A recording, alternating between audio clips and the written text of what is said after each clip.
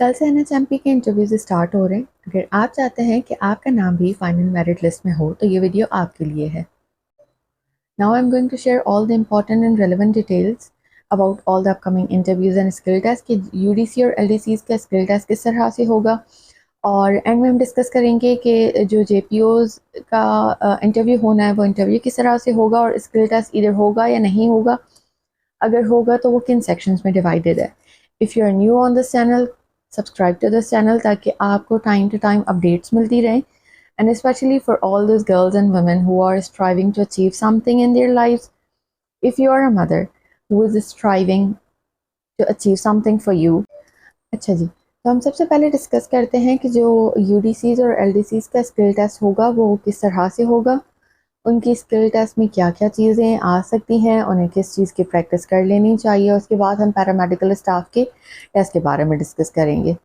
And here I would like to add a short note कि videos ना बनाने का जो वो रीज़न है वो ये है कि recently I have resumed my duty after my maternity leave.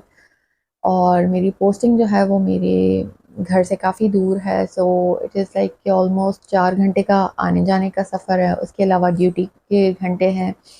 So it is very hectic for me to manage my job and my baby. So, but keeping the situation in mind कि कल से आप लोगों के interviews start हो रहे हैं and I have been receiving a lot of messages कि इंटरव्यू की कुछ डिटेल्स बता दें या स्किल टेस्ट के हवाले से थोड़ी सी चीज़ें बता दें। सो फाइनली आई डिसाइडेड कि रात के इस वक्त तकरीबन it's 12:30 and I am recording this video ताकि मेरी तरफ से अगर किसी का भला हो सके तो वो चीज़ हो जाए। चलें अब हम डिस्कस करना स्टार्ट करते हैं। सबसे पहले कि जो यूडीसीज और एलडीसीज हैं उनका स्किल टेस्ट कैसे होगा। एलडीसीज की जो टाइपिंग टेस्ट होगी, स्किल टेस्ट होगी, उसमें बेसिकली टाइपिंग के लिए एक पैराग्राफ दिया जाता है। उसमें एक्सपेक्टेड होता है कि 30 वर्ड्स अ मिनट आपने टाइप करने। और टाइपिंग में आपने ये ध्यान रखना होता है कि वर्ड्स की एक्यूरेसी कितनी है। और जो यूडीसीज हैं उनका expected I guess 35 to 40 words a minute है, along with that same requirement कि एक्यूरेसी कितनी हो। वो शायद पैराग्राफ के फॉर्म में आपको एक पैराग्राफ देंगे and you have to type. उसके लिए आप टाइपिंग प्रैक्टिस कर लें। अभी अगर आपके पास 1-2 दिन है तो आप कोशिश करें कि इन दिनों में आप अच्छे से टाइपिंग प्रैक्टिस करें ताकि मिस्टेक्स जितनी कम होंगी उतना ज़्यादा अच्छा होगा। क्योंकि इस वक्त देखें आपके मार्क्स 70 मार्क्स का टेस्ट हो चुका है, रिमेनिंग 30 मार्क्स हैं। तो आपने इन 30 मार्क्स में से मैक्सिमम स्कोर जो है वो सिक्योर करना है अपने इंटरव्यू में और स्किल टेस्ट में। So it is really mandatory for you all कि आप मेहनत करें इस तरह से कि आपको कंफर्म हो जाए कि हाँ जी मेरी सीट पक्की है। ठीक है, उसके अलावा it is expected from you कि आपको एमएस ऑफिस की बेसिक नॉलेज हो, कंप्यूटर लिटरेसी, आपको कंप्यूटर के बारे में चीज़ें पता हो, आपको डॉक्यूमेंटेशन करना आती हो। ये आपकी जो पोस्ट है उसकी बेसिक रिक्वायरमेंट है। ठीक है, क्लियर हो गया कि यूडीसी और एलडीसी की पोस्ट के लिए आपका टाइपिंग टेस्ट लिया जाएगा, आपकी कंप्यूटर प्रोफिशिएंसी चेक की जाएगी। उसके अलावा जो है वो डॉक्यूमेंटेशन वगैरह आपको आनी चाहिए। डिस्क्रिप्शन बॉक्स में मैं 1-2 वेबसाइट्स आपको मेंशन कर दूंगी, आप वहां जाकर उर्दू और इंग्लिश के पैराग्राफ्स की प्रैक्टिस कर सकते हैं, टाइपिंग प्रैक्टिस, ताकि आपके लिए और आसान हो जाए। Now let's discuss about the skill test of paramedical staff. अच्छा, उनका ये होता है कि इंटरव्यू के साथ उनका एक प्रैक्टिकल टेस्ट होता है जिसमें उनसे एक सर्टेन चीज़ें पूछी जाती हैं, साथ साथ आपसे प्रैक्टिकल करवाया जाएगा। और प्रैक्टिकल के साथ आपसे वर्बली भी चीज़ें पूछी जाएंगी, जैसे कि अगर कोई ज़ख्मी है तो उसके ज़ख्मों को आप ट्रीट कैसे करेंगे, आप फ़र्स्ट एड कैसे देंगे, फ़र्स्ट एड देने के रूल्स क्या होते हैं। उसके अलावा जो है वो आपसे ये पूछा जा सकता है कि जी जो पट्टियाँ करनी होती हैं, बैंडेज, वो आप किस तरह से करेंगे, किस टाइप के ज़ख़म होते हैं। और जब लोग ज़ख्मी होते हैं तो उनकी कितनी कैटेगरीज़ होती हैं, आपने उन्हें कैसे कैटेगराइज करना है, कैसे डील करना है। ये जो बेसिक आपकी डिग्री की रिक्वायरमेंट, मतलब इस जॉब की रिक्वायरमेंट है, उसके हवाले से आपसे प्रैक्टिकल भी करवाया जाएगा और साथ में वर्बली आपसे पूछी जाएंगी चीज़ें। क्योंकि सीट्स कम हैं तो इसलिए इसका कंपटीशन ज़्यादा है। जब कंपटीशन टफ होता है तो आप फिर एक्सपेक्ट कर सकते हैं कि डीप क्वेश्चंस होंगे, डेप्थ में जाके आपसे चीज़ें पूछी जाएंगी, तो आपने उन सारी चीज़ों पे फोकस करना है। चलें आपके साथ मैं एक छोटी सी स्टोरी शेयर करती हूँ। अभी मेरा बेटा मोहम्मद ज़ावियार माशाल्लाह he is turning 6 in few days. तो जब मैंने ड्यूटी जॉइन की इतने अरसे के बाद, it was really difficult and tough situation for me. मतलब आप अपने बच्चे को छोड़कर जाएँ, but at the same time जब आपके अंदर पैशन होता है, you are motivated to do something, तो आप कोई ना कोई रास्ता निकाल देते हैं। When there is a will, there is a वे।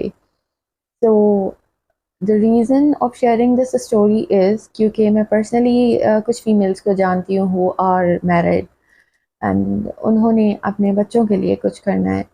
या I know there is a girl who is appearing in this interview, जो कि एक बहुत छोटे से गांव से हैं एंड अपेरेंटली उनके गांव में पहली कोई लड़की नहीं है जो जॉब करती है, but still she is striving, she is struggling to achieve something. So अगर मैं कर सकती हूँ तो आप सब भी कर सकते हैं।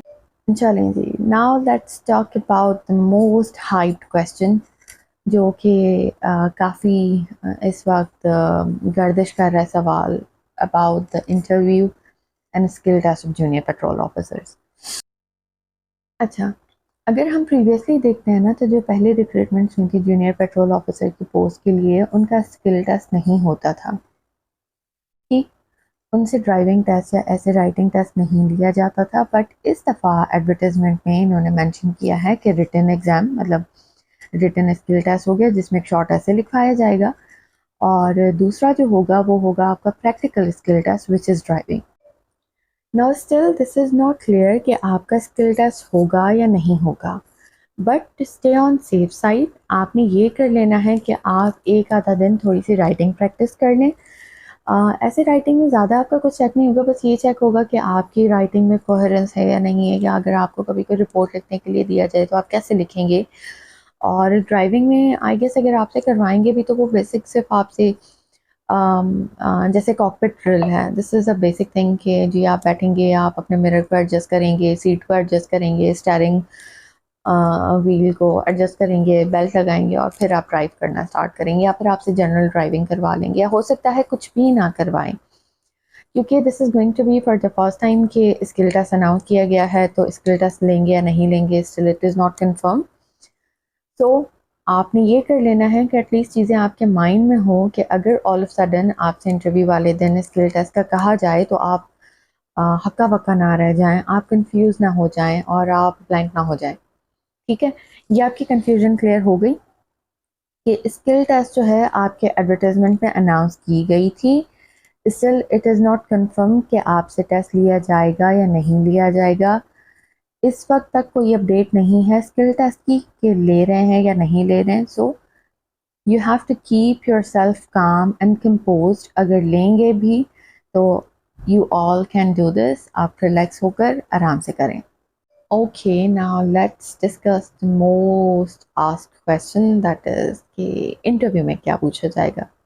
If you have applied for the post of junior patrol officer, तो आपसे ये पूछा जा सकता है कि national highways and motorway police जो है वो किस ऑर्डिनेंस के तहत काम करती है, और NHMP जो है वो उसका स्ट्रक्चर क्या है, या जो JPO है उसकी रिस्पॉन्सिबिलिटीज़ क्या हैं, उसकी ड्यूटीज़ क्या है।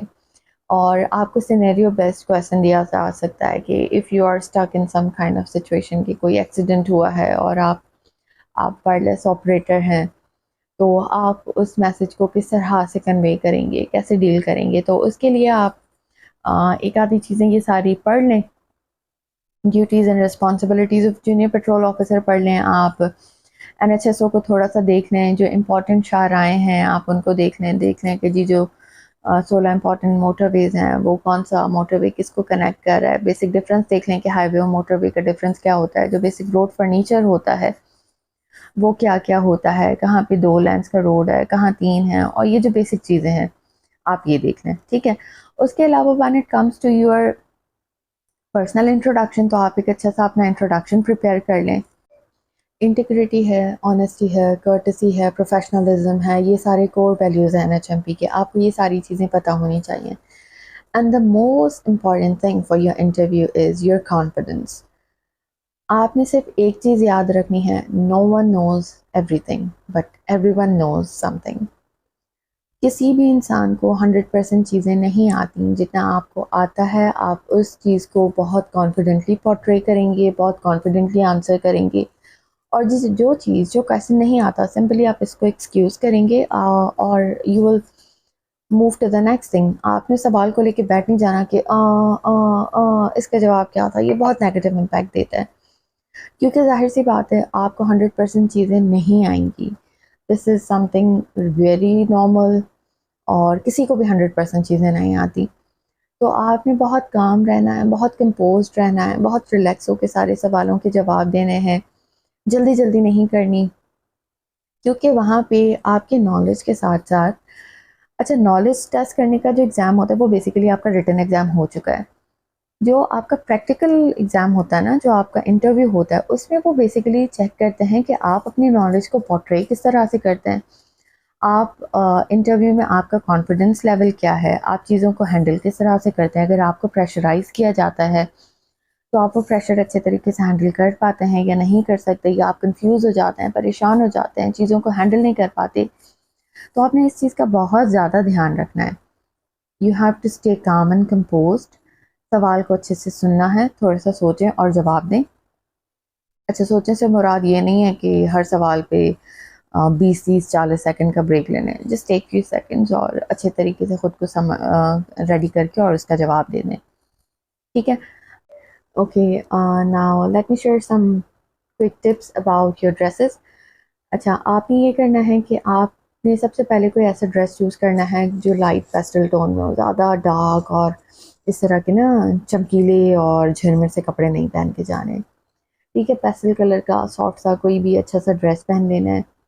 आप अपने बालों को इस तरह से या तो एक बन में टाई कर सकते हैं, और you can make a ponytail. बाल अगर आप खुले रखेंगे तो उसका ये होता है कि बार बार मुंह में आता है और वो इंटरव्यूअर को इंटरप्ट कर सकते हैं। ठीक है, दूसरा आप खुद भी इरिटेट होंगे। कोई भी बहुत ज़्यादा सा शाइनी मटेरियल पहन के जाने की ज़रूरत नहीं है। ज्वेलरी में आप ये कर सकते हैं कि आपने बहुत छोटे से स्टड्स पहन लें, कानों में मिनिमल से एक रिंग पहन लें, you can wear wrist watch, that's it. आप कोट शूज़ पहन लें या पम्प्स पहन लें।